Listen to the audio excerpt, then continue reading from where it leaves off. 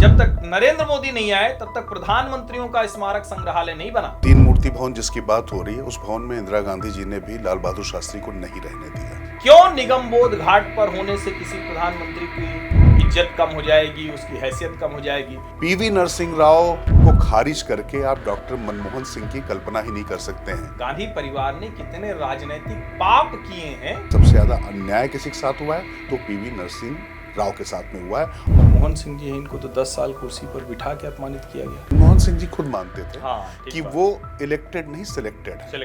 नमस्कार, मैं हर्षवर्धन त्रिपाठी। नमस्कार, मैं हूं राजकिशोर। राज की बात हर्ष के साथ के इस एपिसोड में ढेर सारी खबरें हैं। हरियाणा में अगर किसान आंदोलन कर रहे हैं सीमा पर, तो हरियाणा सरकार ने 24 फसलों के एमएसपी पर खरीद का ऐलान कर दिया। सुप्रीम कोर्ट कह रहा है भैया इनको इलाज वगैरह कराइए। अन्नामलाई तमिलनाडु में वो खुद ही को कोड़े मार रहे हैं। डीएमके के खिलाफ वो कह रहे हैं कि ये तो महिलाओं का आत्मसम्मान सुरक्षा नहीं कर पा रहे हैं। राज्यपाल कई अदला बदली हुए, कुछ एक नए भी आ गए। फिर बिहार का भी राज्यपाल बदल गया तो लगा कि कुछ है क्या वहां। अच्छा, बिहार में कई नई नई तरह की चीजें हो रही हैं, वो सब बात करेंगे। भागवत जी ने बहुत पहले एक बयान दिया, और वो बयान नहीं था, दरअसल एक कार्यक्रम में बोले थे, लेकिन उससे लगा कि अरे ये तो कह रहे हैं कि नहीं हर मस्जिद के नीचे मंदिर न खोजो का एक्सटेंशन है, विस्तार है उसी का। लेकिन ऑर्गेनाइजर में भी एक लेख आ गया, तो उसका क्या मतलब है? अब ये सारी खबरें हैं, इस पर भी थोड़ी थोड़ी बात करेंगे। महत्वपूर्ण खबरें हैं, और भी कई महत्वपूर्ण खबरें हैं, लेकिन दो बड़ी खबरें हैं। और एक तो दुखद खबर है, लेकिन उसके साथ इतनी राजनीति हो गई है कि मुझे लगता है कि आज के इस एपिसोड में हम लोग सबसे ज्यादा हिस्सा उसी को देने वाले हैं, और वो है पूर्व प्रधानमंत्री डॉक्टर मनमोहन सिंह का निधन। और दूसरा समाचार है दिल्ली। सबके लिए कहते हैं ना दिल्ली बड़ी दूर है, तो भाजपा के लिए तो दिल्ली दूर नहीं है। भाजपा तो 10 सालों से सत्ता में है, 15 सालों के लिए राज करने का मिल गया है। लेकिन जो छोटी वाली दिल्ली है ना, वहां केजरीवाल जी बिल्कुल मानने को तैयार नहीं है। तो शुरू कहां से करें? मुझे लगता है शुरुआत तो डॉक्टर मनमोहन सिंह से ही करनी पड़ेगी। बिल्कुल। तो क्योंकि आज आपने मुझे लगता है कि श्रद्धांजलि का नीला रंग आपने भी पहना हुआ है। हाँ बिल्कुल। तो मुझे लगता है कि विनम्र श्रद्धांजलि। बिल्कुल। और मतलब मुझे लगता है कि एक अर्थशास्त्री प्रधानमंत्री, और मैं प्रधानमंत्री की तुलना में उनको वित्त मंत्री के तौर पर ज़्यादा याद रखना चाहूँगा, क्योंकि जिस एलपीजी की वजह से हमारी, चाहे हम बात करें लिबरलाइजेशन की बात करें, या हम प्राइवेटाइजेशन की बात करें, या ग्लोबलाइजेशन की बात करें, मतलब वैश्वीकरण, निजीकरण और सारा जो ये बात भूमंडलीकरण की जो हम बात कर रहे हैं, इन सब विषयों पर जिस तरीके से उन्होंने द्वार खोले थे हर्षवर्धन, वो सब चीज़ें ठीक हैं। लेकिन उसके बाद और उससे इतर जो राजनीति शुरू हुई है, मैं चाहूँगा शुरुआत उस पर आप करें, खासतौर से उनके स्मारक को लेकर जो बातचीत हुई है।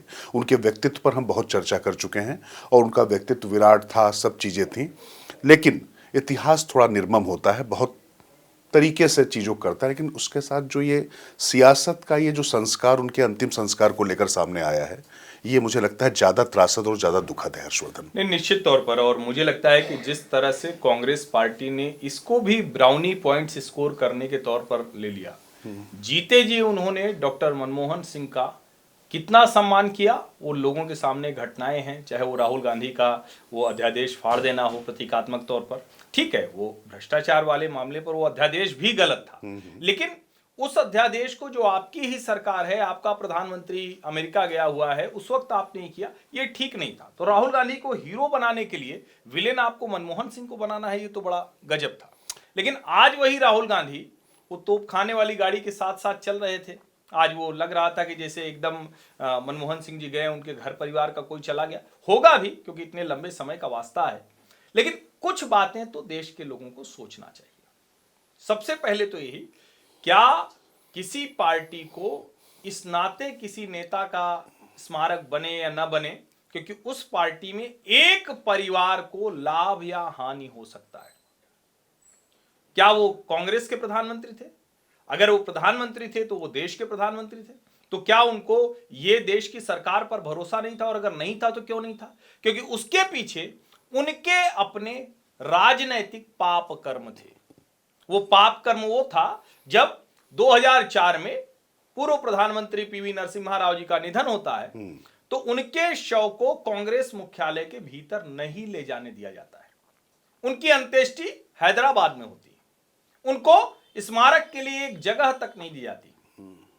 यानी दिल्ली में जो राजघाट, शांतिवन, मतलब ढेर सारी अलग अलग सबकी है, उन जगहों में कोई एक कोना पीवी नरसिम्हा राव जी के लिए नहीं मिलता है।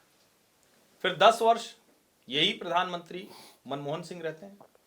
10 वर्ष में इनकी सरकार कोई भी ऐसा स्थान नहीं खोज पाई जहां पीवी नरसिम्हा राव जी का स्मारक बन पाता। एक कैबिनेट नोट की बात जरूर आती है जिसमें कहा गया कि अब अलग से कोई जगह नहीं होगी, इसी में सबका स्मारक बनेगा। प्रधानमंत्री बने नरेंद्र मोदी मनमोहन सिंह जी के बाद, और उन्होंने पीवी नरसिम्हा राव के लिए स्मारक के लिए स्थान खोजा। जो राजनैतिक पाप कर्म गांधी परिवार ने किया था उसको दुरुस्त किया। अब संदर्भ के लिए समझना जरूरी है। और दूसरा, एक तो मैं ये भी मानता हूं, आप भी बताइए, मैं ये मानता हूं कि क्यों निगम बोध घाट पर होने से किसी प्रधानमंत्री की इज्जत कम हो जाएगी, उसकी हैसियत कम हो जाएगी। पूर्ण राजकीय सम्मान के साथ हुआ। ये कौन सा नियम है भैया कि जिस जमीन पर जलाए जाएंगे उस जमीन पर समाधि बनेगी? कोई आश्रम करना है क्या? कोई बाबा बनाना है क्या? या कोई वो राजा थे भारतवर्ष के? और ये गलत परंपरा देश के प्रथम प्रधानमंत्री पंडित जवाहरलाल नेहरू के समय से ही रुकनी चाहिए थी। ये जो आदत थी ना कि जहां नेहरू जी रह गए, भाई वो नेहरू जी का घर है तो स्मारक बन गया, और स्मारक बन गया तो कब तक? जब तक नरेंद्र मोदी नहीं आए तब तक प्रधानमंत्रियों का स्मारक संग्रहालय नहीं बना। वो तब तक सिर्फ नेहरू मेमोरियल म्यूजियम लाइब्रेरी रहा। तो इस पर भी जरा बात होनी चाहिए। देखिए हर्षवर्धन जी, वही मैं कह रहा था ना कि बात निकली तो अब दूर तक जाएगी, थोड़ा समय चाहिए होगा। क्योंकि जो 3 मूर्ति भवन जिसकी बात हो रही है, उस भवन में इंदिरा गांधी जी ने भी लाल बहादुर शास्त्री को नहीं रहने दिया।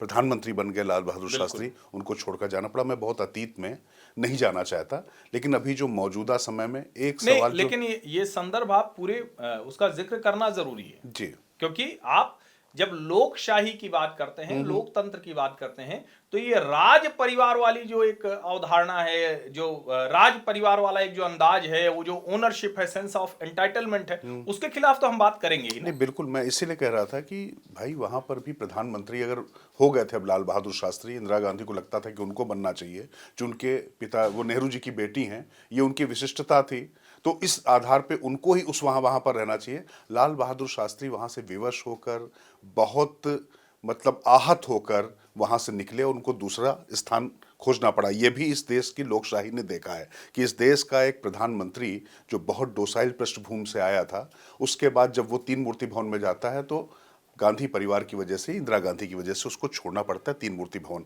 आज 3 मूर्ति भवन में तमाम प्रधानमंत्री जितने बने हैं, सबके अपने स्मारक हैं, सबकी अपनी जीवनी है। कम से कम कोई अगर प्रधानमंत्रियों के बारे में जानना चाहता है तो वो चाहे वीपी सिंह हो, चाहे चंद्रशेखर हो। आपने बात की पीवी नरसिंह राव की, मैं तो बात करूंगा वीपी सिंह की भी। आज की तारीख में मंडल मंडल बहुत बात हो रही है, बात करूंगा मैं चंद्रशेखर की भी। वीपी सिंह जब उनका निधन हुआ तो आपको याद होगा कि 26/11 का हमला हुआ था, उसके बीच में उनका निधन हुआ। 2 या सवा 2 मिनट की श्रद्धांजलि सिर्फ दी गई थी उनको संसद में। उनके लिए क्या किया गया था बताइए ना, वो तो कांग्रेस से ही निकल कर आए थे ना। पीवी नरसिंह राव को खारिज करके आप डॉक्टर मनमोहन सिंह की कल्पना ही नहीं कर सकते हैं। मैं ये कहना चाह रहा था, ये बड़ा रोचक है। बिल्कुल वही बात, जिस व्यक्ति की वजह से मनमोहन सिंह का सारा करियर, सारी ऊंचाई, सब कुछ, वो योग्य व्यक्ति थे, लेकिन जाने तो इसीलिए जाते हैं ना कि 1991 रिफॉर्म मैन। ये आपने ठीक बात कही, बिल्कुल। और वो पीवी नरसिंह राव जो मतलब कहते हैं हीरे की परख थी, वो पीसी अलेक्जेंडर के कहने पे, और मैं फिर कह रहा हूं कि वहां पर उससे पहले खैर कौन पसंद थे, पटेल साहब को आना था, वो नहीं आए, वो आए, उस पर नहीं जाता। लेकिन जब उन्होंने मौका दिया मनमोहन सिंह को, तो मनमोहन सिंह ने वहां पर परफॉर्म किया, और उसके बाद डॉक्टर मनमोहन सिंह दा मनमोहन सिंह बने। एक अर्थशास्त्री प्रधानमंत्री आया, लीग से हटकर जिसने बजट लाया, लेकिन उसके पीछे विजन किसका था? प्रधानमंत्री पीवी नरसिम्हा राव का।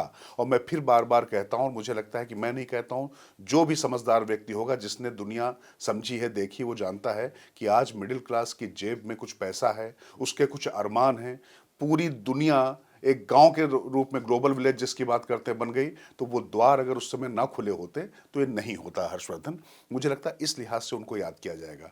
दूसरा, जो आपने निगम बोध घाट वाली बात की, अच्छा, तो इसको फिर जब आप कह रहे हैं तो इसको थोड़ा सा और मैं जोड़ता भी हूं आपसे, थोड़ा सा मतलब सवाल जैसा भी हो जाएगा।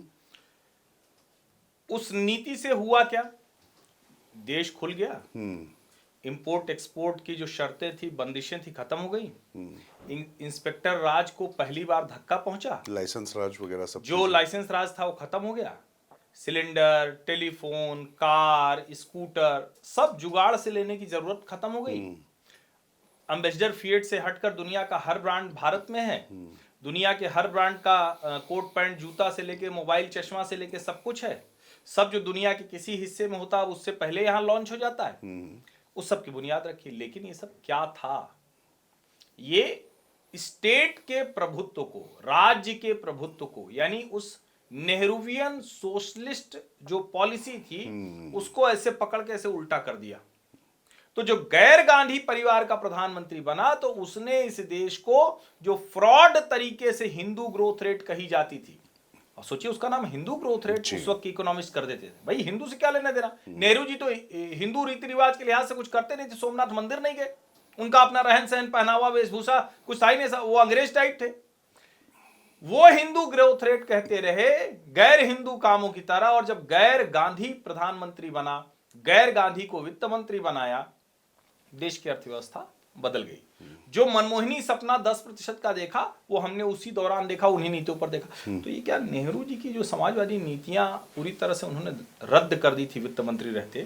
तो जब वो प्रधानमंत्री बने तो क्या ये जो एनएसी बनाई गई थी, जो अनडेमोक्रेटिक थी, बिल्कुल, जो अलोकतांत्रिक, एक तरह से कहें संविधान विरोधी, वो जो एक पावरफुल कमेटी बनाकर और जो उसको गवर्न करने की कोशिश होती कि अच्छा चलो ठीक है तुम राजा हो लेकिन गवर्न तुम्हें चर्च करेगा, वो वाली जो मानसिकता थी, तो क्या ये वही वाला बदला था क्या जो नेहरू जी की नीतियां खत्म? क्योंकि 10 साल की सरकार वो मनमोहन सिंह वित्त मंत्री वाली सरकार नहीं थी, वो फिर से नेहरूवियन सोशलिज्म पॉलिसी वाली सरकार थी। हाँ, इसके दो मतलब इसको दो तरीके से इसको विश्लेषित करना पड़ेगा हर्षवर्धन। पहली बात तो ये है कि ये गठबंधन की सरकार भी थी। दूसरी बात ये थी कि मनमोहन सिंह के ऊपर जिस तरीके से वो असंवैधानिक तरीके से संस्था बनाई गई तो रेट्रोस्पेक्टिव इफेक्ट से सोनिया गांधी को उसका चेयरमैन बनाने वाला फैसला वापस लेना पड़ा था, वरना उनकी सदस्यता जाती। आप देखिए उसमें यह भी असंवैधानिक था, ये उसी सरकार ने फैसला लिया था। तो मैं बार बार कहता हूँ ना कि मनमोहन सिंह का जब हम लोग पूरा आकलन करेंगे तो थोड़ा समग्रता से अगर करेंगे तो बहुत दूर तक बात जाएगी। पर जो बात आपने कही कि नेहरू का जो समाजवादी जो सोच का जो मॉडल था, और इतना ही नहीं, जो रशिया की तरफ पूरी देखने वाली बात थी, अमेरिका को इस देश में शत्रु की तरीके से देखा जाता रहा था। याद करिए हर्षवर्धन, वो जो टैली आती थी ना ओलंपिक की, भारत तो कहीं होता नहीं था, उसमें यूएसएसआर की टैली अमेरिका से ऊपर जा रही, ये देख के भारतीय ताली बजा लेते थे। इस तरीके का मानस था यहाँ पर। तो दूसरे देशों के मुकाबले को देखकर हम खुश होते थे, आज हम अपने बारे में सोच रहे हैं। और ये जो सोचने का मौका मिला वो 91 में पीवी नरसिंह राव सरकार ने, जिनके साथ अगर अपमान किसी प्रधानमंत्री का सबसे ज्यादा इस देश में हुआ है तो मैं कहूंगा सबसे ज्यादा अन्याय किसी के साथ हुआ है तो पीवी नरसिंह राव के साथ में हुआ है। और फिर मैं कहता हूं कि थोड़ा सा मतलब झगड़े का विषय है। नरसिम्हा राव जी का जो अपमान किया वो तो जब वो प्रधानमंत्री से हट गए, नहीं रहे, तब वो अपमान हुआ। लेकिन ये जो मनमोहन सिंह जी हैं इनको तो 10 साल कुर्सी पर बिठा के अपमानित किया गया। हाँ नहीं, लेकिन अब मनमोहन सिंह और पीवी नरसिंह राव में भी फर्क था। देखिए निश्चित तौर पे प्रधानमंत्री पद वहां पर अपमानित हुआ। मैं मनमोहन सिंह की बात की, मनमोहन सिंह जी खुद मानते थे कि वो इलेक्टेड नहीं सिलेक्टेड है, और वो बार बार इस बात को मानते थे। तो अब ये तो उनको तय करना था ना मनमोहन सिंह जी को कि भाई मुझे इस तरीके से यहाँ रहना है नहीं रहना है। क्योंकि देखिए मुझे ऐसा लगता है कि जिस समय राहुल गांधी ने उनका कैबिनेट नोट फाड़ा था उसके बाद अगर बहुत स्वाभिमानी कोई व्यक्ति होता तो उसको वहां पर नहीं होना चाहिए।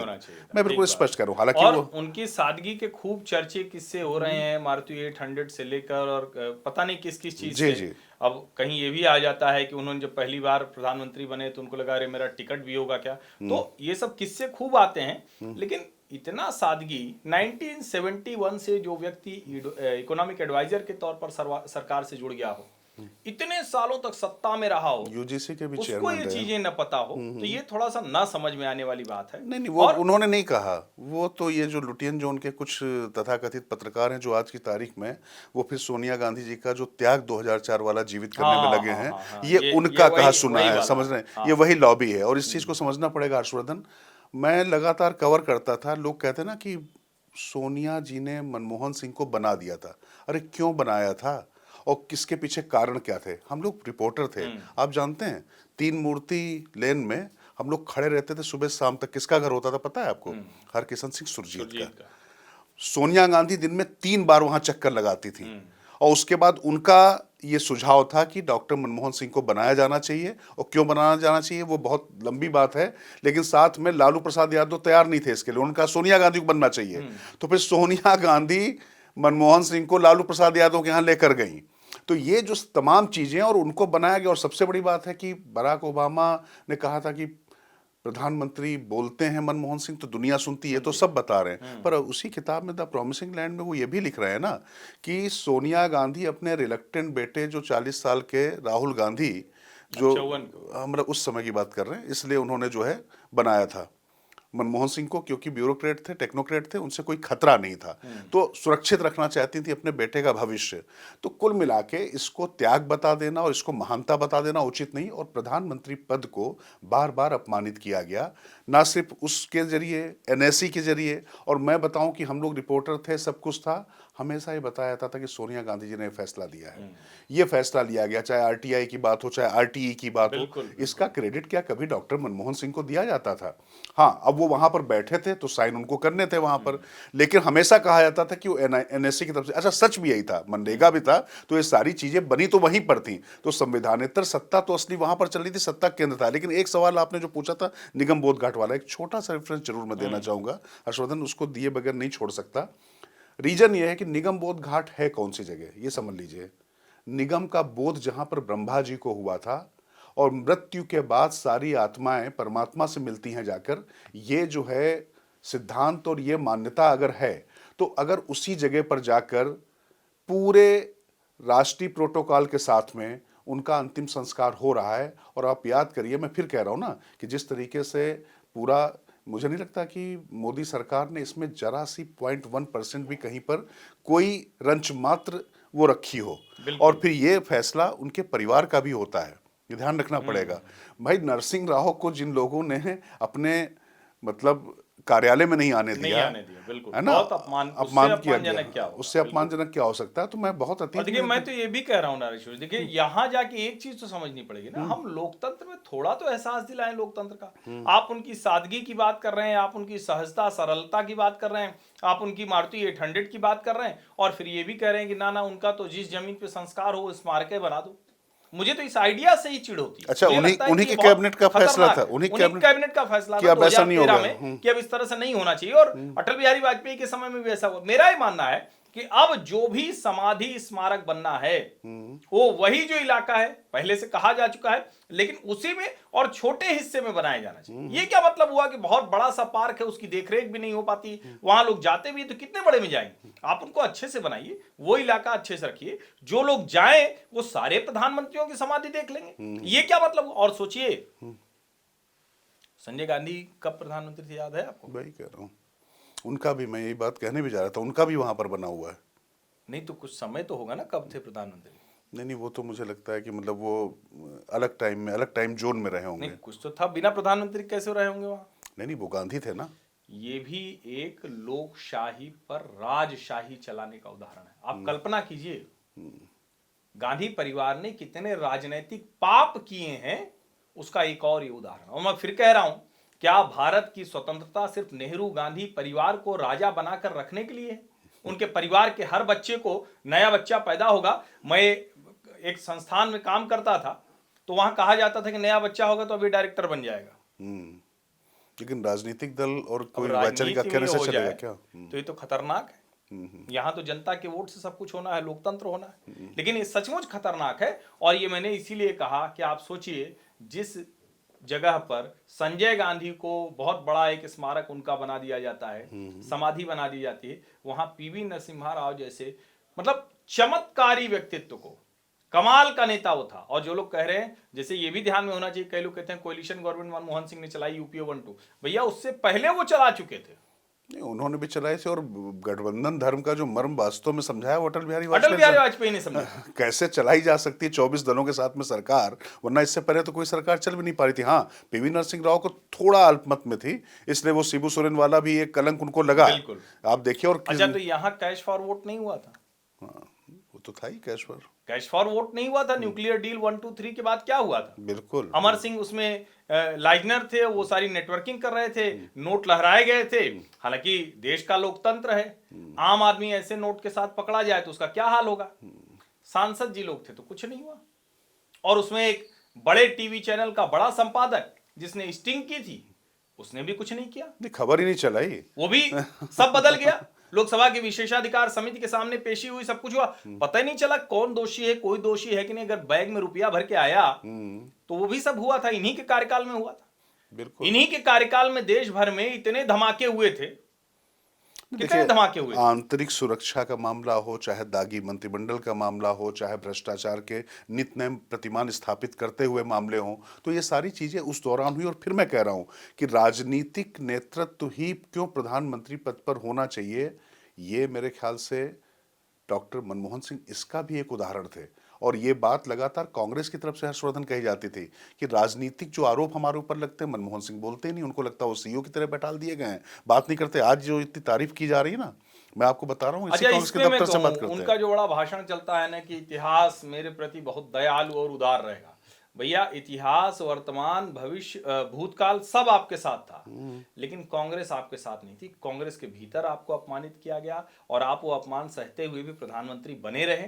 ये भी एक महत्वपूर्ण विषय है। मनमोहन सिंह व्यक्ति बहुत अच्छे थे, उदार थे, ईमानदार थे, सरल थे, बहुत विनम्र थे, ये सब बातें ठीक हैं। लेकिन इतने वर्ष तक अगर कोई सत्ता में लगातार है, 70 से लेकर 2019, अभी कुछ समय पहले तक वो राज्यसभा रहे, जब तक चल पाया तब तक राज्यसभा में 33 साल लगभग। तो इसका सीधा सा मतलब हुआ कि वो बहुत योग्य होगा और दूसरी जो खूबियां होंगी वो भी उसके भीतर होंगी। निश्चित तौर पर योग्यता सिर्फ इतना बड़ा प्रतिमान नहीं हो सकती, वरना योग्य तो प्रणब मुखर्जी भी बहुत ज्यादा थे और पहला नाम उनका होता था। तो शर्मिष्ठा मुखर्जी ने कहा तो कि हमारे बाबा के लिए तो एक शोक संवेदना का संदेश तक, प्रेस नोट तक नहीं जारी किया गया था सीडब्ल्यूसी की तरफ से। मैं वही कह रहा हूँ ना कि ये जो परिस्थितियां हैं, तो ये लोग जो बात करते हैं ना मान सम्मान, तो जिन्होंने हमेशा लोकतंत्र और तमाम जो संवैधानिक पदों का जिन्होंने अपमान किया है, मुझे लगता है कि उनके मुंह से बातें शोभा नहीं देती। बस अब फिलहाल मुझे लगता है कि डॉक्टर मनमोहन सिंह को अगर वाकई श्रद्धांजलि देनी है तो ये देनी चाहिए हर्षवर्धन, कि राजनीति में जो एक बहुत ज़्यादा कटुता बढ़ती चली जा रही है,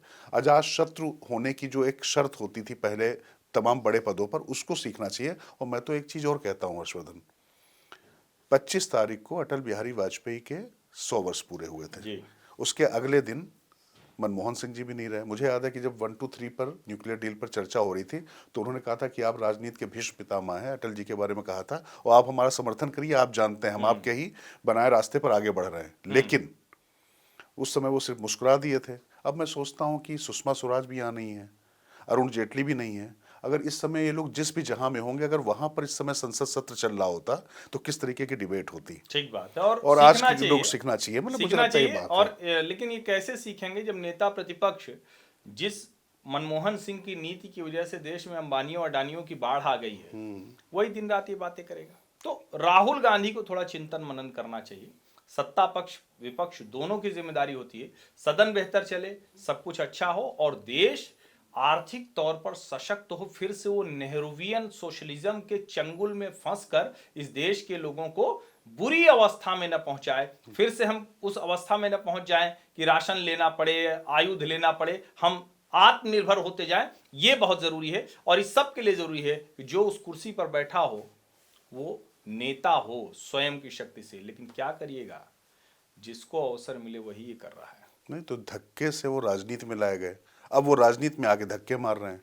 नहीं तो धक्का पेलम राजनीति जो हो रही है ना, पूरी तरीके से उसका ये उदाहरण है। और संविधान पर जब चर्चा हुई तो एक्सपोज हो गया ना कितना कंटेंट है। बिल्कुल। तो उसके बाद धक्का मुक्की शुरू हो गई। लेकिन आप जरा सोचिए कि जैसे उनके ऊपर कहा जाता है कि सोनिया जी हमेशा रही, तो सोनिया जी ने फिर भी मनमोहन सिंह को कुर्सी से तो नहीं उतारा। उतार सकती अरविंद केजरीवाल नहीं उतार सकती, हाँ उतार नहीं सकती थी, लेकिन उतार देते तो खेल खत्म हो जाता। लेकिन अरविंद केजरीवाल को पता है खेल खत्म नहीं होगा, इसलिए आतिशी मुख्यमंत्री की कुर्सी पर नहीं बैठती हैं। और जरा सोचिए दिल्ली में भी कम घमासान नहीं मचा हुआ है। संदीप दीक्षित ने FIR करा दिया है, LG जांच करा रहे हैं, ये सब क्या तमाशा चल रहा है, बड़ा मारामारी हो गई। नहीं, कुल मिला के यहाँ पर जो है कांग्रेस को एक चीज समझ में आ गई है कि उधार की दोस्ती से आप नरेंद्र मोदी को नहीं रोक सकते। और कुल मिला के जब तक आपके पास अपनी ज़मीन नहीं होगी, अपनी ताकत नहीं होगी, तो दिल्ली में अब मुझे लगता है कि उन्होंने अपनी जो खोई हुई ज़मीन आम आदमी पार्टी के हाथों थी उसको लेने के लिए अब एक सीरियस लड़ाई शुरू की है। मुझे लगता है कि एक राजनीतिक तौर पे कांग्रेस ने एक बड़ा कदम लिया है, बड़ा फैसला लिया है कि सिर्फ जो है मोदी को हटाने के नाम पर, अच्छा मोदी तो 29 तक अब बैठ ही गए हैं ना, तो दिल्ली में सवाल यह है कि अब पूरी तरीके से अपने आप को हाशिए पे डालकर भी क्या मिल रहा है। भाई देवेंद्र यादव बेचारा यात्रा कर करके मर गया, जो राष्ट्रीय जो प्रदेश अध्यक्ष है, और राहुल गांधी उनकी न्याय यात्रा में भी शामिल नहीं हुए देवेंद्र यादव के। देवेंद्र यादव ने वाकई बहुत मेहनत की यहाँ पर। मैं अच्छा, तो क्या आप कह रहे हैं कि अभी भी राहुल गांधी केजरीवाल को फिर से उबार देंगे? नहीं, अगर उनको उबार देंगे, यही एक है। अब अगर राहुल गांधी ने ईमानदारी से काम किया, राहुल गांधी कांग्रेस को सचमुच ताकत देना चाहेंगे, तो यकीन मानिए आज की तारीख में देश के मुसलमानों को पता है कि राहुल प्रियंका से ज्यादा हमारा खैर ख्वाह कोई नहीं है। ठीक बात और ये छोटी बात नहीं है। अब तो प्रियंका जी भी सांसद हैं, तो क्यों नहीं राहुल प्रियंका पूरी ताकत से दिल्ली में लगते? संदीप दीक्षित को लगा दिया है और ये आम आदमी पार्टी वाले कहते हैं कि हम तो नेशनल लीडरशिप से बात करेंगे। नहीं, पर मुझे लगता है कि राहुल गांधी ने एक संदेश दिया बेलमी में, जो अजय माकन के लिए जो उन्होंने कहा ना, अजय माकन कहा कि कोषाध्यक्ष हैं तो बंदा और चंदा दोनों उनको जो चाहिए, कहा कि भैया लोग जोड़ो, काडर की बात की उन्होंने कि आरएसएस से सीखिए और उनकी तरीके के काडर तैयार करिए, और साथ ही उन्होंने कहा कि अजय माकन को मजबूत करिए, कोषाध्यक्ष को मजबूत करिए। वो सिर्फ इतना भी कह सकते थे कि कोषाध्यक्ष थोड़ा सा कोष बढ़ाइए, लेकिन उन्होंने अजय माकन का जब नाम लेके कहा तो अपने कार्यकर्ताओं को संदेश दिया कि अजय माकन ने जो कहा है और जो कर रहे हैं हम उनके साथ में हैं। तो कुल मिला के अरविंद केजरीवाल के सामने राहुल गांधी ने अजय माकन को उतार दिया, चूंकि अजय माकन के ही कहने पर उनकी प्रेस कॉन्फ्रेंस पर ही वो जेल भी गए थे। अब उन्होंने उनको कह दिया फर्जीवाल। अब जो है कांग्रेस ने ही एफआईआर भी कराने की कोशिश की है, तहरीर दी है। अभी तो भारतीय जनता पार्टी की सीन में नहीं है ना, कम से कम इस पूरे मामले में पार्टी किसी सीन में नहीं है। प्रवेश वर्मा दे दनादन हजार 1100 बांट रहे हैं लिफाफा में लेके। नहीं, इस कार्रवाई में इसमें कैसे नहीं सीन में? एलजी साहब ने ऑर्डर कर दिया है। आप इसीलिए तो आम आदमी पार्टी वाले कह रहे हैं कि भाजपा की बी टीम है कांग्रेस। हाँ, अब ये भी एक गजब बात है कि मतलब अगर राहुल गांधी नरेंद्र मोदी की बी टीम हो सकते हैं तब तो फिर क्या कहा जाए, फिर तो अद्भुत है ना। नहीं, मतलब देखिए वो केजरीवाल इसीलिए उनका नाम, मैंने एक बात कहा था ना कि वो सियासत का वक्फ हैं। हाँ, उन्होंने जो कह नहीं दिया, तो एक बात मैं कह दूं, मैं भी उनके लिए एक बहुत चलता फिरता पॉलिटिकल पावर पॉइंट प्रेजेंटेशन है। अच्छा, मतलब मुझे तो लगा कि वो एक राहुल गांधी की मोहब्बत की दुकान थी, मुझे तो लगा ये झूठ का मॉल है पूरा। अरविंद केजरीवाल चलता फिरता पावर पॉइंट प्रेजेंटेशन, जिसमें पाई चार्ट भी है, बार चार्ट भी है, सर्किल भी है, सब बना हुआ बढ़िया बढ़िया, आंकड़े भी बड़े सुंदर हैं, कलर भी अच्छे अच्छे भरे हुए हैं, और जब जो इस्तेमाल होता है वो कर लेते हैं। अच्छा, पावर पॉइंट प्रेजेंटेशन करके ही तो मार्केटिंग वाली बेच लेते हैं ना, उसका पता चलता है प्रोडक्ट तो बड़ा बेकार निकला। और इतना बेकार है कि 19 में गिलास से पी रहे थे, 24 में कहे टोंटी से पिएंगे। दिल्ली वालों को नल में पानी नहीं मिल रहा है। अब जरा सोचिए। तो भाई ये जो नल नौटंकी जो चल रही है, ये कुल मिला के मुझे लगता है कि दिल्ली वालों को समझ में आ चुकी है। आम आदमी पार्टी की जो परेशानी और जो आतुरता है ना, वो यही तो है, हिट एंड रन पॉलिटिक्स करते रहे और लगातार जो है हिट हिट हिट, अब सब उनको हिट कर रहे हैं। नहीं, लेकिन 2100 वाला काम नहीं करेगा। वो कह रहे हैं कि एलजी रोक रहे हैं, भाजपा रोक रही है, हम तो 2100 देना चाहते हैं महिलाओं को। अच्छा, वो देना चाहते हैं वो। अच्छा, इसीलिए फॉर्म भरवा रहे हैं, कह रहे हैं इसमें क्या है भाई, हम फॉर्म भरवा रहे हैं, आगे देंगे। अच्छा, वो जो सितंबर में जो उन्होंने वो जारी किया था, कैबिनेट नोट वगैरह कुछ किया था, जो घोषणा की थी, उसका पैसा आ गया? 1000 रुपए आ गए क्या? वो अब ये मुश्किल है, अभी वो तो पंजाब वाले जो 2 साल पहले थे। नहीं, पंजाब में तो नहीं दिया। पंजाब में क्या देने की जरूरत है? पंजाब में देने की कोई आवश्यकता नहीं। पंजाब में तो बढ़िया सरकार चल रही है, सब कुछ ठीक है, काहे को पंजाब में देने? यहाँ सरकार बननी है। पंजाब में जब फिर सरकार के नजदीक पहुंचेंगे तब फिर बताएंगे कि नहीं हम दे देंगे। नहीं, पर मुझे लगता है कि देखिए हो गया, बहुत हो गया मामला इस बार है। हाँ, मतलब वो कहते हैं ना, बहुत हुआ सम्मान, दिल्ली की जनता ने कह दिया। लेकिन हर्षवर्धन, एक तस्वीर जो है दिल्ली के बाहर भी, थोड़ा सा मैं सीधे दक्षिण भारत जाना चाहूंगा, वो कोड़े मारते हुए जो भारतीय जनता पार्टी के प्रदेश अध्यक्ष हैं अन्ना मलाई, वो तस्वीर थोड़ा विचलित कर रही है। कैसे देखेंगे उसको? देखिए, मुझे लगता है कि लंबे समय से दक्षिण भारत में अपने पांव जमाने की कोशिश करने वाली भारतीय जनता पार्टी को तमिलनाडु में एक नायक तो मिला है। हालांकि नायक उसको मतलब फिल्मी नायक अगर अल्लू अर्जुन तय कर ले तो तेलंगाना में मिल सकता है, लेकिन तेलंगाना में उसके पास नेता हैं। पवन कल्याण दूसरी पार्टी में भले हैं, लेकिन वो भारतीय जनता पार्टी के एजेंडे को ही आगे बढ़ा रहे हैं। तमिलनाडु पूरी तरह से खाली था। तमिलनाडु में के अन्नामलाई जो आईपीएस हैं, जो पिछड़ी जाति से आते हैं, जो वहां पर एक तरह से कहें कि डीएमके की उस पेरियारवादी सोच को धक्का मार रहे हैं। ये पहली बार हुआ है जब से पेरियार का मूवमेंट चला, और पेरियार तो बहुत मायनों में सनातन हिंदू विरोधी मूल रूप से वो व्यक्ति था, उसके खिलाफ जो अन्नामलाई ने आंदोलन शुरू किया। और अभी वहां जो एक महिला पर अत्याचार का मामला आया है, वो बर्बर घटनाएं वहां होती रही, लेकिन वो ना सरकार उस पर कुछ कर रही।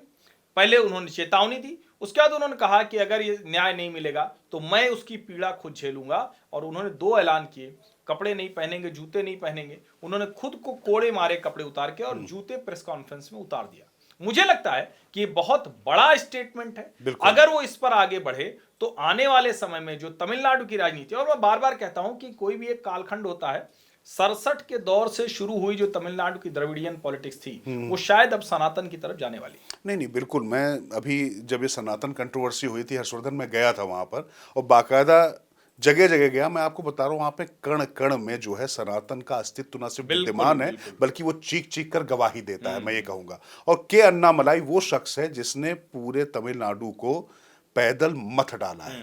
अब उस आदमी ने अगर चाणक्य की तरह अपनी शिखा खोल ली है, वो पिछड़ी जाति के हैं, यहाँ पर ब्राह्मणवाद से मत जोड़ लीजिएगा, फिर मैं कह रहा हूँ, क्योंकि चाणक्य की जब हम संकल्प की बात करते हैं, उनकी शपथ की बात करते हैं, तो उस उद्देश्य की बात करते हैं जिसके लिए उन्होंने प्रतिज्ञा ली। और के अन्नामलाई ने ली एक राजनीतिक प्रतिज्ञा लोग कह सकते हैं, पर उन्होंने एक स्त्री की अस्मिता के नाम पर ली, जिसका नाम नंबर सब उजागर कर दिया वहां की इस भ्रष्ट पुलिस ने।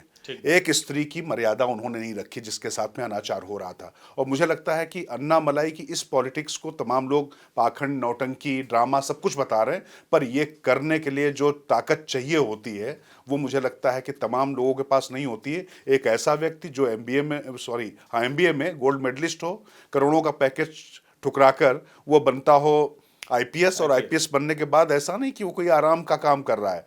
अगर एआईडीएमके के साथ समझौता वो कर लिया जाता तो शायद नंबर ही बिल्कुल अलग होते, लेकिन उस व्यक्ति ने भारतीय जनता पार्टी को वहां पर खड़ा करने की ठानी है, और भारतीय जनता पार्टी का शीर्ष नेतृत्व उन पर भरोसा भी कर रहा है। और मुझे लगता है कि ये जो उन्होंने संकल्प किया है, ये तमिलनाडु की राजनीति में काफी दिलचस्प होने वाला है। और मुझे लगता है कि वहां पर इस तरीके की राजनीति की बहुत जरूरत भी थी, क्योंकि लोगों ने बहुत ज्यादा गुमराह किया है। नहीं, और इतनी जहां जिस राज्य में आपका कुछ है नहीं, वहां ऐसा व्यक्ति चाहिए। और देखिए, सनातन की चर्चा चलती है तो राष्ट्रीय स्वयंसेवक संघ ध्यान में आ जाता है। अभी संघ के सरसंघ चालक डॉक्टर मोहन राव भागवत पुणे में एक कार्यक्रम में बोल रहे थे, तो संदेश ये गया कि भाई वहाँ ऐसी जगहों पर जाकर नेता न बनो, हिंदू नेता बनने की कोशिश न करो। राम मंदिर बन गया। अब ऑर्गेनाइजर में एक लेख आया जो देखने में ऐसा लगता है संपादकीय कि वो तो एकदम उसके उलट है। तो ये क्या चक्कर है? ये इसको आप स्पष्टीकरण के तौर पर देखते हैं, या समझने में आप ये मानेंगे कि नहीं, जो संघ प्रमुख ने कहा उसको गलत तरीके से लिया गया, उसको गलत तरीके से समझा गया? देखिए हर्षवर्धन, एक चीज तो हम सब जानते हैं, जिन लोगों ने भारतीय जनता पार्टी या राष्ट्रीय स्वयंसेवक संघ को करीब से देखा और कवर किया है पत्रकार के तौर पर भी, संघ प्रमुख या सरसंघ चालक का जो संदेश होता है वो वास्तव में निर्देश होता है तमाम अनुषांगिक संगठनों के लिए। अब ऐसे में याद करिए, जब उनका बयान आया कि हर मंदिर के नीचे शिवलिंग ना खोदें, मस्जिद के नीचे शिवलिंग ना खोदें, ढूंढें, ये ना करें, तो उसके बाद आप याद करिए कि संभल मुद्दे पर वीएचपी जो रोज बहुत ज़्यादा आक्रामक थी वो कम हो गई। बाकी वहाँ पर जो स्थानीय स्तर पर चीज़ें हो रही वो चल रही थी। उसके बाद ये जो चीज़ें आई, इसका मतलब तो जितना मैं समझ पा रहा हूँ, बाकी आप हर्षवर्धन ज़्यादा समझा पाएंगे, जितना मैं समझ पा रहा हूँ कि इसका मतलब तमाम लोगों ने कहीं ये मान लिया कि जो सभ्यतागत न्याय की अवधारणा है, क्योंकि अगर सभ्यताओं के साथ में कुछ अगर चीज़ें हुई हैं उनको क्या पूरी तरीके से भुला देना उचित नहीं है, बल्कि उसमें जो एक बात कही है संपादक ने, प्रफुल्ल केतकर ने जो बात वहाँ पर लिखी है, जो मुझे याद आ रहा है कि उन्होंने ये कहा है कि भाई ये सबको मानना पड़ेगा, और खासतौर से मुस्लिम समुदाय को भी मानना पड़ेगा कि उस समय अगर कुछ गलत हुआ है तो गलत हुआ है। बाकी ठीक है, जो आस्था की जो जगह थी, सरसंघ चालक का सोचना इस लिहाज से ठीक था, वो नहीं चाहते हैं कि इतना ज़्यादा विद्वेष बढ़ जाए, लेकिन सिर्फ जिम्मेदारी एक समुदाय की नहीं हो सकती, उसके लिए सबको आगे बढ़कर काम करना होगा। मुझे लगता है इसका मतलब यही होगा। निश्चित तौर पर ये मतलब है। और मुझे लगता है कि वैसे तो मोहन भागवत जी का बयान कतई इस तरह का नहीं था। वो एक कार्यक्रम में थे, विश्वगुरु बनाने के संदर्भ में बोल रहे थे। जाहिर है, जब सरकार भारतीय जनता पार्टी की है, उसी विचार की है, समविचारी सरकार है, तो ऐसे में अगर बहुत अराजकता होगी तो ये अच्छा नहीं होगा। लेकिन मुझे लगता है कि मोहन जी अगर ये नहीं बोलते तो थोड़ा ज्यादा अच्छा होता, क्योंकि उसका संदेश दूसरी तरफ से लिया गया। जब आपके विरोधी आपके विचार के समर्थक दिखने लगे तो ये ठीक नहीं है। और मैं फिर कह रहा हूं, सनातन का समय है, हिंदू विचार का समय है, हिंदू पहचान का समय है। राष्ट्रीय स्वयंसेवक संघ की इस विचार को यहां तक पहुंचाने में बड़ी भूमिका है। ऐसे में जब सरसंघ चालक कुछ बोलते हैं तो उसका महत्व बढ़ जाता है। तो ऐसे में सरसंघ चालक के तौर पर मोहन जी को भी ये सोचना चाहिए कि कहीं उनके कहे के दूसरे अर्थ ना निकाले जाएं।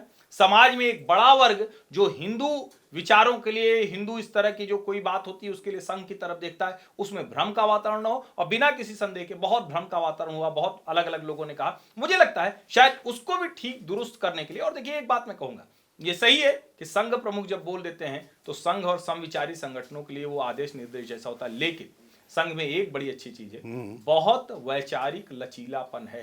वैचारिक लचीलापन मतलब हिंदू एकता, हिंदू संगठन, हिंदू मूल, हिंदू देश, हिंदू भारत, ये सब है। लेकिन कैसे उस लक्ष्य तक पहुंचना है उसमें लचीलापन रहता है। तो शायद उसी की कोशिश। हाँ नहीं, बस मुझे लगता है कि ये मैं नहीं मानता कि सरसंघ चालक मोहन भागवत जी ने ये सोचा नहीं होगा, बिना सोचे समझे उन्होंने नहीं कहा होगा। मुझे लगता है कि ऐसा एक पूरी कम्युनिटी में ये संदेश ना जाए कि हम पूरी तरीके से उनको अलग थलग कर देना चाहते हैं। तो उसके लिए उन्होंने ये बात कही थी कि सब लोग साथ रहें, लेकिन उसमें बात है ना कि सिर्फ एक पक्ष के सहिष्णु होने से बात नहीं बनेगी। एक आध दो बनेगी। लाइन ऐसी कह दिया वो, जैसे लगता है कि आप हिंदू पक्ष को ही कह रहे हैं कि तुम ही शांत रहो। तो फिर अगर वो शांत हो जाएगा तो फिर ये सारी पहचान जो सारा कुछ आज दिख रहा है वो वातावरण नहीं हो सकता है। बिल्कुल झगड़ा नहीं होना चाहिए। लेकिन मोहन जी के उस पूरे वक्तव्य, और कई बार होता है ना, वो मराठी में बोल रहे थे, पुणे में बोल रहे थे, अपने जो कहें कि उसी तरह के विचार के लोगों के बीच में थे, उनको वो समझा रहे थे। वो बिल्कुल अभिभावक के तौर पर दुरुस्त बात कर रहे थे। लेकिन एक दो लाइनें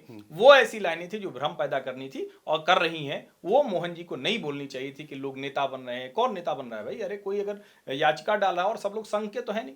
हाँ, अगर वो ये कहना चाह रहे हैं कि संघ इसमें शामिल नहीं है तो वो ठीक बात है, वो दुरुस्त बात है। कोई ऐसा थोड़ी नहीं कि हर जगह संघ जाकर कर रहा है। नहीं नहीं, मुझे लगता है कि कहीं ऐसा ना हो कि सब जगह इस तरीके से एक होड़ लग जाए, हाँ। प्रतिद्वंदिता बन जाए। इस लिहाज से उनका ये बयान स्वागत योग्य था मेरे हिसाब से, और उसको उसी आधार पर लिया जाना चाहिए। ठीक बात है। और बिहार के नए राज्यपाल आ गए हैं, केरल से उड़ के आए हैं आरिफ मोहम्मद खान।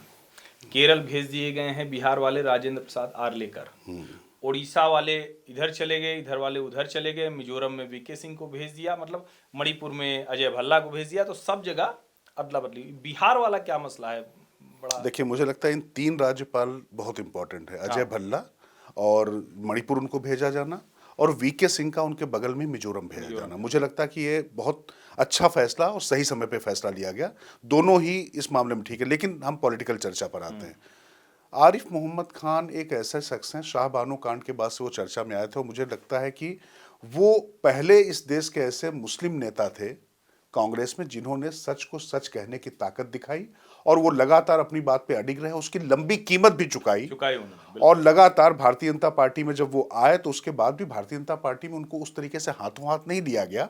परंतु अब धीरे धीरे केरल में उन्होंने जिस तरीके से अपना काम किया, अपना जो उनका जो वैचारिक जो उनकी प्रखरता है उस पर वो खुलकर आए।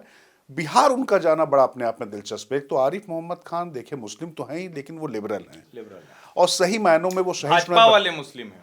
हाँ, मतलब वो भाजपा वाले मुस्लिम कह लीजिए। और मुझे लगता है कि जो सबसे पहली बात यह है कि वो सही को सही कहने का साहस रखते हैं। वो कुल मिला के जो है, कुछ जो बंद कमरों में जो दिमाग बिल्कुल कैद है उस तरीके का काम वो नहीं करते हैं। वो थोड़ा सा एक अलग तरीके से सोचने वाले व्यक्ति हैं, और उनका वहां जाना मुझे लगता है कि अपने आप में बड़ा संदेश है। और नीतीश कुमार, और खासतौर से जो अभी चल रहा है, जो आरजेडी के बीच में तमाम फिर से चर्चा चलने लगी, वहां भी भारत रत्न चलने लगा है, पता ना हर्षवर्धन? नहीं, भारत रत्न तो राह चलते भी दे दें, और अच्छा मोदी जी भी देते हैं। हम कहते हैं कि सही मायने में आपको मतलब इतना तो सोचना चाहिए, कम से कम अपने वैचारिक दो जो बड़े राष्ट्र नायक हैं, स्वातंत्र वीर विनायक दामोदर सावरकर और डॉक्टर केशव राव बलिराम हेडगेवार, इन दोनों का जो अनोखा योगदान है। और वैसे इनको किसी भारत रत्न की आवश्यकता नहीं है, लेकिन फिर भी मुझे लगता है कि इन दोनों को भारत रत्न दिया जाना चाहिए। बाकी तो किसी का भी नाम चला दो, जिसको देखो उसी को भारत रत्न कहते हैं। लेकिन मेरा सवाल इससे इतर है, 25 वाले चुनाव में मुझे तो नहीं लगता कि अब नीतीश कुमार रह जाएंगे प्रासंगिक, लेकिन भाजपा वाले भी कह रहे हैं वही नेता, और जेडीयू वाले तो कह ही रहे हैं। तो आपको क्या दिख रहा है? नहीं, देखिए, नेता चेहरे पे नीतीश कुमार के ही चुनाव होगा। और मुख्यमंत्री बनने के बाद क्या होता है मुझे नहीं मालूम, अगर वो जीत जाती है एनडीए। और ये बात नीतीश कुमार को भी समझ में आ चुकी है कि आरजेडी में जाकर वो लालू प्रसाद यादव या जो पूरी जो आरजेडी की फैमिली है उसमें वो उनके अधीन हो जाते हैं। नहीं, यहाँ लेकिन ये बताइए क्या उतना बचेंगे इस स्थिति तक? अब देखिए, मैं किसी के 43 हैं, और अगर मान लीजिए कि अपने से ही बीजेपी उसी स्थिति तक पहुंच गई, और मुझे तो ऐसा लगता है कि महाराष्ट्र को बिहार में दोहराने की तैयारी है। चेहरा बिल्कुल नीतीश कुमार होंगे, और नीतीश कुमार अपनी पार्टी को ताकतवर बनाएंगे। भाजपा भी चाहेगी जनता दल यूनाइटेड मजबूत रहे, लेकिन वो चाहेगी कि अपने बूते पर जो 122 वाला आंकड़ा है उसके कितना नजदीक पहुंच जाए। नहीं, यहाँ बस सिर्फ एक अंतर पैदा होता है हर्षवर्धन, इस बात को तो आप मानेंगे मुझे लगता है, वहां पर देवा भाव फैक्टर था। बिल्कुल देवा भाव फैक्टर। उनके पास देवेंद्र फडणवीस जैसा नेता था जो लगातार तपकर आगे बढ़कर निकला हुआ था। सुशील मोदी रहे नहीं, हालांकि वो भी हमेशा डिप्टी रह गए वहां पर, कोई ऐसे नेता इस तरीके के नेता नहीं थे। अब सम्राट चौधरी या विजय सिन्हा से अगर आप बहुत कुछ उम्मीद कर रहे हैं तो मुझे तो अभी कोई उम्मीद दिखाई नहीं पड़ती। कम से कम मुझे लगता है ना, भारतीय जनता पार्टी के मामले में ये थोड़ा सा राज्यों में नहीं हो पाता है, क्योंकि अगर आप ध्यान से देखें तो भाई मोहन चरण मांझी, मतलब नायब सिंह सैनी, तो ये भी ऐसे कोई चेहरे या ऐसे कोई नेता नहीं थे। तो अगर जब एक माहौल बन जाता है तो उसका लाभ मिलता है। और अभी जिस तरह की स्थितियां हैं तो भाजपा यही चाहेगी कि नीतीश जी का चेहरा रहे, और अंत में अगर स्थितियां बनती हैं कि कुछ थोड़ी बहुत, तो शायद नीतीश जी भी तो थकेंगे ना, कहेंगे कि प्रभु अब माफ कर दो, बहुत मुख्यमंत्री नीतीश जी के 9-10 बार रह चुके हैं मुख्यमंत्री। हाँ, नहीं 9-10 बार रह चुके हैं। और नीतीश जी के बारे में कहा जा रहा था कि उनको सेंटर में किसी संवैधानिक पद पर लाकर वहां पर भारतीय जनता पार्टी अपना व्यक्ति उठा सकती है। मुझे लगता है वो समय भी गया, 20 वाला समय था। अब आप उनको संवैधानिक वाला भी न दिलाइए। आप नहीं, मैं नहीं दिला रहा हूं। भारत रत्न कह रहे हैं, आप संवैधानिक दिला रहे हैं, ठीक नहीं। नहीं, गिरिराज जी तो पता नहीं क्या कह रहे हैं। गिरिराज जी ने तो पहले यात्रा जो निकाली थी, उस यात्रा से सबसे ज्यादा परेशान तो हो गए थे नीतीश कुमार ही। और नीतीश कुमार ने फिर अपना वो तेवर दिखाया जब खासतौर से रघुपति राघव राजाराम को लेकर जो कंट्रोवर्सी हुई, उसमें उन्होंने कहा कि मतलब ये सब चीजें अटल बिहारी वाजपेयी की उन्होंने याद दिला दी। फिर काफी चीजें आपने जो कहा, विजय सिन्हा ने कुछ कहा था, फिर उससे उनको वो वापस लेना पड़ा। लेकिन मैं एक बात बता दूं, नीतीश कुमार के नेतृत्व में ही चुनाव लड़ा जाएगा, क्योंकि यहाँ पर चाहे लल्लन जी हों, चाहे संजय झा जी हों, और 42 में से आप मानकर चलिए कि 30 से ज्यादा विधायक भारतीय जनता पार्टी के पक्ष में हैं आज की तारीख में उनके पास भी। तो इसलिए वहां पर जेडीयू और बीजेपी के बीच में रेखा बहुत महीन रह गई है। लेकिन फिर मैं कह रहा हूं कि नीतीश कुमार का चेहरा ऐसा है हर्षवर्धन कि वो जो सत्ता का जो जादुई नंबर है ना, उसके बगैर भारतीय जनता पार्टी पहुंच पाएगी, मुझे अभी शक लगता है। और मुझे लगता है यही बात बीजेपी को भी रोक रही है। नहीं, ये ठीक बात है, लेकिन मुझे लगता है कि बीजेपी को साहस करना चाहिए। ये अब वो समय नहीं रहा, और आप ऐसे ही करेंगे तो आपकी मुश्किलें बढ़ती जाएंगी। आप 2014 याद कीजिए, महाराष्ट्र में आप चुनाव लड़े अकेले, शिवसेना की छाया से निकले तो बड़े भाई बन गए, 122 सीटें आ गई। फिर 19 में भी 105 आई, और अभी तो 132 सीटों पर खड़े हुए हैं आप। तो मुझे लगता है कि भारतीय जनता पार्टी को साहस करना चाहिए, लेकिन देखिए साहस बहुत लगता है सच बोलने में। और अभी एक साहब जो उम्मीद कर रहे थे, कोविड काल में इंटरव्यू दिया, फिर इंटरव्यू दिया राहुल गांधी को, रघुराम राजन जो हमारे सेलिब्रिटी गवर्नर रहे, वो साहब अब कह रहे हैं कि नहीं, मोदी सरकार ने बड़ा शानदार काम किया है। और आज मतलब जिसको हम कहते हैं कि हम लोग जब चर्चा कर रहे हैं आज के संदर्भ में, तो आज के संदर्भ में इसलिए भी ये चर्चा महत्वपूर्ण है क्योंकि कल ही अभी अरुण जेटली जी की, उनको भी श्रद्धांजलि देने का दिन था। और अरुण जेटली के ही हवाले से उन्होंने कहा कि मैं गया वित्त मंत्री जी के पास, अरुण जेटली फाइनेंस मिनिस्टर थे, मैंने कहा कि बहुत एनपीए बढ़ गया है, इस तरह से तो नहीं हुआ, ये करना पड़ेगा। उन्होंने कहा सब कर डालो। और जो ये 4R पर चली ये सरकार, और उसने जिस तरह से बैंकों का एनपीए खत्म कर दिया, कम कर दिया, जिस तरह से बैंकों को साउंड कर दिया, जिस तरह से कर्ज की स्थिति बेहतर हुई, लेकिन ये सब अब रघुराम राजन बोल रहे हैं। अब उनको भी इच्छा थी कि वित्त मंत्री हो जाते, राहुल जी प्रधानमंत्री होते, तो लेकिन लग रहा लहरा गया मामला पूरा। नहीं, देखिए, आपने जो बात कही ये तो बिल्कुल तय है कि उस समय लगने लगा था कि वो दूसरे मनमोहन सिंह बन जाएंगे, और तमाम लोगों ने उनको इस तरीके से देखना भी और बताना जताना शुरू कर दिया था कांग्रेस के अंदर। और कुछ हमारे जो पत्रकार भाइयों ने भी इसी तरीके से उनको डॉक्टर मनमोहन सिंह, मुकाबला था उनके सामने, कौशिक बसु, अभिजीत बनर्जी, वो भी दोनों नहीं पर वो रुमाल डाल के बैठे, नहीं पर ये आगे निकल चुके थे। रघुराम राजन आगे निकल चुके। राजन की पर्सनालिटी से थ्रेट होता है, रघुराम राजन की पर्सनालिटी से थ्रेट होता है। कौशिक बसु बिना थ्रेट वाले थे। नहीं है कौशिक बसु, लेकिन कौशिक बसु वो साहब थे जिन्होंने कहा था कि रिश्वत को कानूनी बना दिया। नहीं, रघुराम राजन रिसर्च पेपर था। हाँ जी, याद है मुझे। लेकिन रघुराम राजन पे जो चर्चा आप कर रहे थे, अरुण जेटली उस समय वित्त मंत्री थे, मुझे बहुत ठीक से याद है, उनके साथ हम लोग बैठे हुए थे हर्षवर्धन। तो जब बात आई रघुराम राजन के कुछ बयान या कुछ चीज़ें ऐसी आ जाती थी ना जिसको लेकर थोड़ा असहज होती थी सरकार और पार्टी, तो अरुण जेटली उस समय भी बड़े उदार होते थे, कहते थे कुछ काम जो दिए गए वो कर रहे हैं और वो अलग सोच का व्यक्ति है, वो कुछ करता है लेकिन वो परफॉर्म करेगा करेगा, जो कहा जा रहा है वो करेगा, इस तरीके से उन्होंने बात की थी। तो ये लिबर्टी तो उन्होंने दी थी ना उनको, और मुझे लगता है कि देर आयत दुरुस्त आयत। अब सच का एहसास तब हुआ है जब उनको लगता है कि अब अवसर नहीं है। 2029 के बाद भी शायद उनको कोई संभावना अब नजर नहीं आ रही होगी, या बीच में कई और नए, मतलब आपने नाम ले ही दिए हैं कुछ कि और भी लोग शायद तैयार हो रहे हो, तो उनको लग रहा है कि अब शायद सच बोल देना ही ठीक है, क्योंकि अल्टीमेटली उनके जितने प्रेडिक्शंस थे कि अब इकोनॉमी गिरी, इसके बाद ये रह जाएगा, तो भाई रघुराम राजन को जो लोग बहुत रेट करते हैं, मैं नहीं जानता, मैं तो खैर इकोनॉमिक्स का नहीं, आदमी अर्थशास्त्री नहीं। तो वो अच्छे हैं, अर्थशास्त्री नहीं, अच्छे पर हैं, जो उन्होंने जो उन्होंने कहा, अर्थशास्त्र के साथ न्याय नहीं किया भारत में। जब एनपीए अच्छा, बढ़ता रहा, वो गवर्नर रहे 13 से 16 तक, और उन्होंने कोई न्याय नहीं किया, वो लगातार बैंकों के बढ़ते एनपीए तो पर ऐसे चुप अच्छे शास्त्री क्या हाँ करें? बिल्कुल बिल्कुल, वो आप कह सकते हैं कि अर्थशास्त्री हैं, लेकिन जब जिम्मेदारी में रहते हैं तो अनर्थशास्त्री होते हैं, आप कह सकते हैं। नहीं, मुझे तो याद है ना कि वो कहा था कि वो अटल बिहारी वाजपेयी जब वो 13 महीने वाली सरकार पे जब बहस का जवाब दे रहे थे ना, तो सामने से आवाज आई कि आप तो अच्छे आदमी हैं लेकिन आप गलत पार्टी में हैं। तो अटल बिहारी वाजपेयी ने कहा था इस अच्छे आदमी का क्या करना है? हाँ ठीक तो बात। मैं इस अच्छे अर्थशास्त्री का क्या करूं, क्या बताइए करूं? ना। बिल्कुल बिल्कुल ठीक बात। जिस अर्थशास्त्री ने अनर्थ न सिर्फ किया हो फैसलों में, बल्कि जो प्रेडिक्शंस किए, राहुल गांधी के साथ उनके इंटरव्यूज हाँ, जो वो थे, तो 5% से नीचे की नीचे ग्रोथ जा, कह तो रहे थे, मैं कह रहा हूं, बिल्कुल। तो उनका ये आकलन मतलब लगातार धराशायी होता रहा, तो फिर ऐसे अच्छे अर्थशास्त्री को भाई आप अच्छा बताते रहिए हर्षवर्धन जी, चूंकि मैं आपकी बात इसलिए नहीं काट सकता है नहीं, क्योंकि नहीं। मैं अर्थशास्त्र में बिल्कुल शिफर हूँ, जीरो हूँ। तो मेरा अर्थशास्त्र उतना ही मतलब जो वास्ता है जितना मतलब जो है क्या कहें राजनीति से जितना मनमोहन सिंह जी का था, बस ऐसा कह सकता हूँ मैं। तो मतलब फिर तो ये आप जहाँ लेके आए, अब ये फिर इस चर्चा को यहीं विराम दिया जाए, विराम क्योंकि दिया जाए। जहाँ हम लोग पहुंच गए हैं, और मुझे लगता है कि ये देश को समझने की जरूरत है, नेताओं की देश की जरूरत है, नेताओं की ऐसे उस तरह के नेताओं की जरूरत है जो सचमुच लोकतंत्र का एहसास कराएं, जो इस देश के हर व्यक्ति को ये एहसास कराएं कि भारत में लोकतंत्र है, लोकशाही है। ये डिबेट भी थोड़ा ठीक से होनी चाहिए कि कब तक कुछ परिवार, कुछ लोगों के लिए कुछ पार्टियां काम करती रहेंगी। ये डिबेट भी जरा ठीक से होनी चाहिए कि लोकशाही का मतलब है क्या।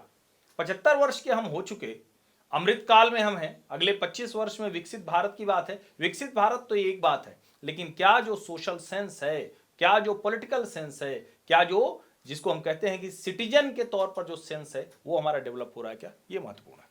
बिल्कुल हर्षवर्धन, और मुझे लगता है कि इसी नोट पर हम लोगों को अब विदा लेना चाहिए अपने दर्शकों से, और इस उम्मीद के साथ, इस सोच के साथ में कि कुल मिलाकर जो डॉक्टर मनमोहन सिंह के व्यक्तित्व के साथ में हमने ये चर्चा शुरू की थी, शुरुआत वहाँ से की थी, उनका अंतिम संस्कार हो गया है, तो उनके अंतिम संस्कार में ऐसे सियासी संस्कार मत दिखाइए जिससे देश में, समाज में आप विभाजन करके राजनीति करना चाहें, चूंकि लगातार ये कोशिश की गई है।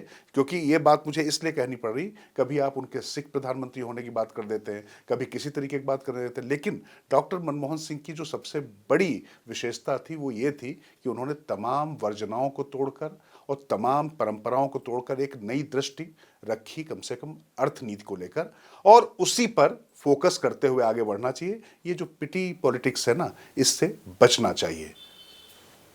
और मैं तो यही कहूँगा कि राहुल जी को भी ईश्वर थोड़ा सा सद्बुद्धि दें कि वो उनके मेंटोर और गाइड थे, तो भारत को जरा चमकने दें।